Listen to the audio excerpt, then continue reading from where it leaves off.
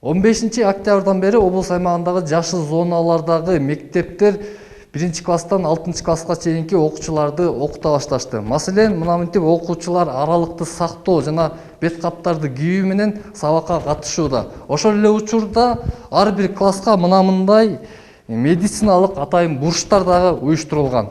Нарын районунда 34 орто мектеп 1-класстан 6-класска чейинки окуучуларды салттуу түрдө окута баштады. Бул мектептерде жалпысынан 6000ге чукул окуучусу акыркы 2 күндөн бери офлайн режиминде билим алууда. Окуучулардын ден соолугуна кам көрүү үчүн атайын алгоритм бекитилген. 2 смен менен бөлүп аралыкты сактап окутуп атабыз. Анан эми окуучулардын катышы ортодон жогору десек болот. Кээ бир ата-энелер кооптонуп турган ата-энелер бар. Мектеп тарабынан, класс жетекчилер тарабынан ата-энелерге түшүндүрүү иштерин жүргүзүп жатабыз. Ата-энелер толугу менен баягы кооптонгондон алыс болуп калышты. Салттуу билим ала баштаган окуучулардын кубанычында чек жок. Окуучулар аралыктан билим алууда бир топ кыйынчылыктар жаралганын айтышты. Мага үйдө окуган анча деле жаккан жок. Себеби көп телефон караганда көзгө дагы зыян болот экен. Үйдөн окуганда мындай көп түшүнө албай калат экенсиң. Мектептен окуганда көп түшүнүп, көбүнчө таалим алат экенбиз. Ал эми облустагы калган 4 райондо жана Нарын шаарында 1-класстын окуучулары гана салттуу түрдө билим алып жатат.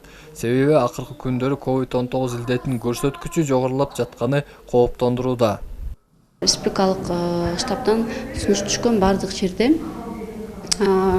ошо жергиликтүү штабтар өздөрү чечим кабыл алсын деп. Калган жерде, калган район, Нарын шаары, калган 4 район менен Нарын шаары, булар азыркы учурда 1-класстарын гана окутуп атышат. Калгандары болсо бул экинчи чейректин жыйынтыгын көрүшөт. Өзүңүздөр билгендей 1-ноябрдан 7-ноябрга чейин тарашат.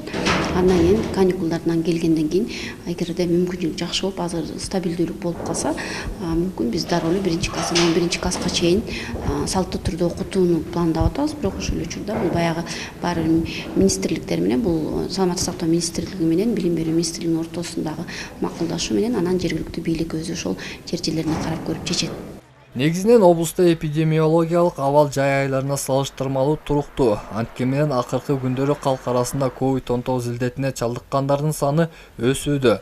Ал арада пневмонияга кабылган окуучулар да катталууда. Тактап айтканда, бул оору менен Ак-Талаа районунан 2 окуучу ооруп, бирөөсү илдеттен толук сакайып чыккан. Эсенбек Сталбек уулу, Шамен Болотбеков, жаңылыктар.